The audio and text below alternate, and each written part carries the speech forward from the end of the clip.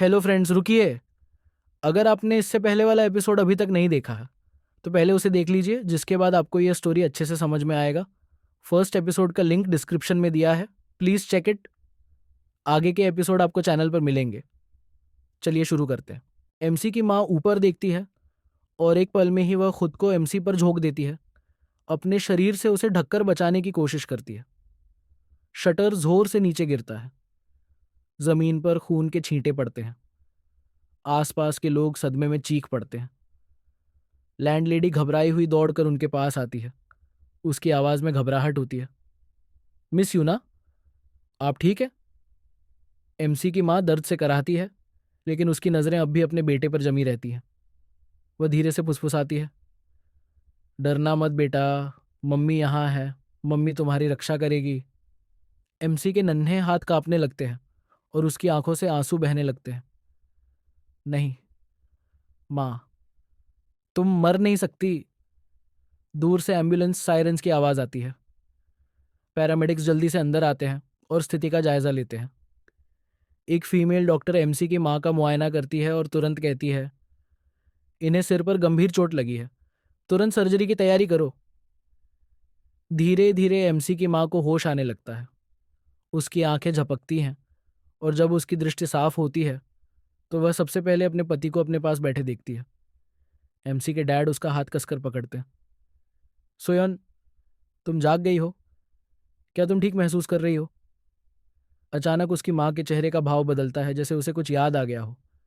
वह घबराहट में तेजी से बोलती है, रुको, स्योंगुक कहाँ है? वह मेरे साथ था। एमसी के डैड गहरी सांस लेते हैं और उसे दिलासा देते हैं, वह यहीं है।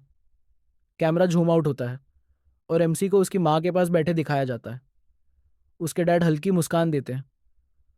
तुम्हारी वजह से वह सुरक्षित है, लेकिन जब तुम घायल हो गई तो वह बहुत डर गया था। वह एमसी को उठाते हैं और उसकी माँ की गोद में रख देते हैं।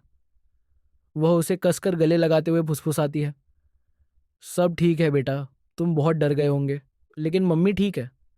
मुझे बस इस बात की खुशी है कि तुम सुरक्षित हो, मेरे छोटे सोंगुक। एमसी अपनी माँ की ओर देखता है। उसके नन्हे हाथ उसकी माँ के कपड़े कसकर पकड़ लेते हैं और उसकी आंखों में आंसू भर आते हैं। क्या तुमने कभी सोचा कि तुम्हारी जिंदगी कितनी अनमोल है? अगर तुम्हें सच में कुछ हो जाता तो हम क्या करते? एमसी की माँ अपने पति की ओर देखती है। उसके चेहरे पर उलझन होती है। हनी, ये हॉस्पिटल रूम, ये तो किसी प्राइवेट सूट जैसा लग रहा है। तुमने इतना महंगा कमरा क्यों लिया? मेरी हालत इतनी गंभीर नहीं है। एमसी के डैड हल्का सा अजीब महसूस करते हैं और अपना गला साफ करते हैं। वो, डॉक्टरों ने कहा कि तुम्हें पूरी तरह आराम की ज़रूरत है। एमसी की माँ भौहें चढ़ाती है। पूरी तरह आराम? लेकिन क्यों? इससे पहले कि वह अपनी बात पूरी कर पाए, स्क्रीन पर एक नोटिफिकेशन चमकता है। गर्भवती महिलाओं के लिए सख्त बेड रेस्ट की सलाह दी जाती है।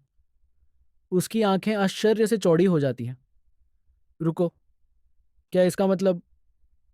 एमसी के डैड हल्की हंसी के साथ सिर हिलाते हैं। हाँ, बिल्कुल सही समझा। उसका चेहरा खुशी से चमक उठता है। सच में? मैं फिर से माँ बनने वाली हूँ? उसका पति उसका हाथ हल्के से दबाता है। तो अगले कुछ दिनों तक बस आराम करने पर ध्यान दो और जल्दी ठीक हो जाओ, ठीक है? सीन बदलता है और पूरी फैमिली खुशी से इस न्यूज़ को सेलिब्रेट कर रही होती है। माहौल गर्मजोशी और खुशी से भर जाता है। तभी एक नर्स कमरे में आती है और धीरे से कहती है, आज के लिए विजिटिंग आवर्स लगभग खत्म हो चुके हैं। एमसी के डैड हल्के से सिर खुजाते हैं।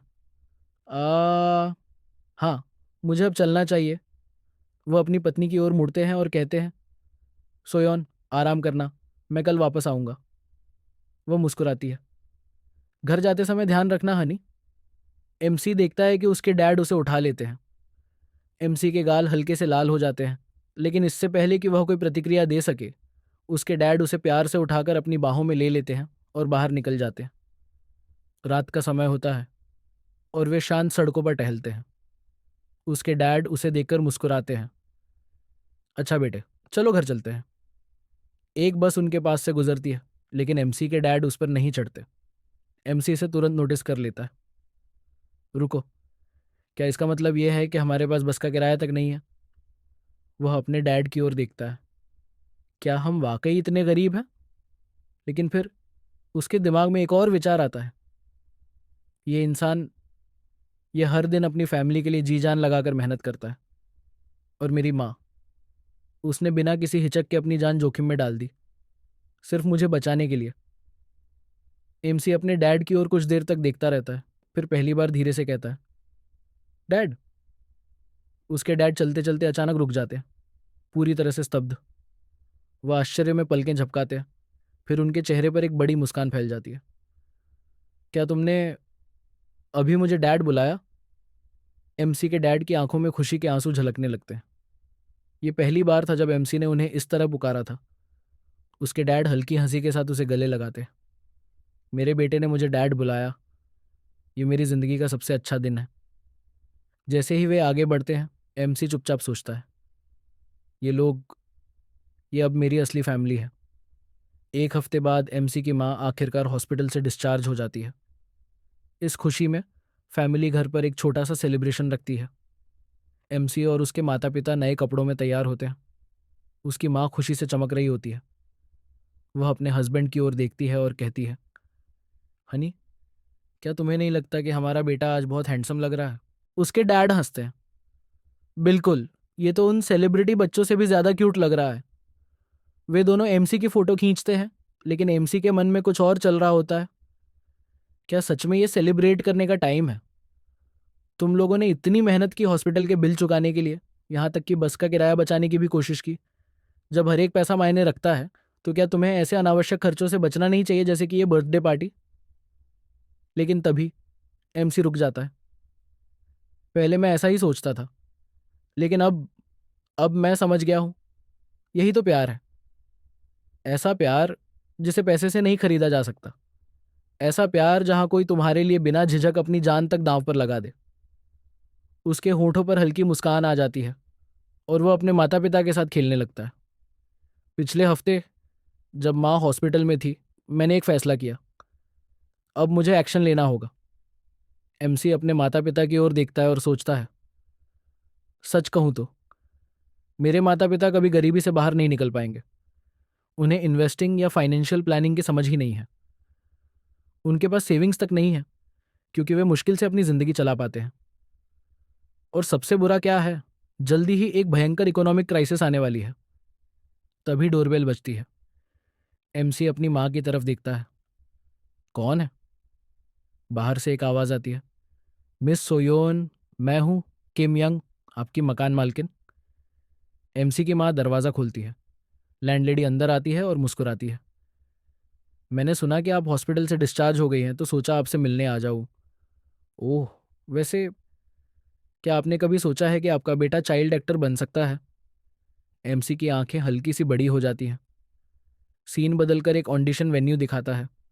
बिल्डिंग के बाहर एक बड़ा सा बोर्ड लगा होता है, open auditions for child actors, next generation के स्टार्स की तलाश। एमसी की माँ साइन की ओर देखती है। तो यही वो जगह है। एमसी बिल्डिंग की ओर देखता है और सोचता है, ठीक लग रही है, इसमें काफ़ी पैसा इन्वेस्ट किया गया होगा। हेलो दोस्तों, माफ़ कीजिएगा मैं फिर से आपका टाइम ले रहा हूँ, लेकिन अगर आपको ये स्टोरी एक्सप्लेनेशन अच्छी लग रही हो तो प्लीज़ चैनल को सब्सक्राइब और वीडियो को लाइक और कमेंट और शेयर करना ना भूलें। धन्यवाद।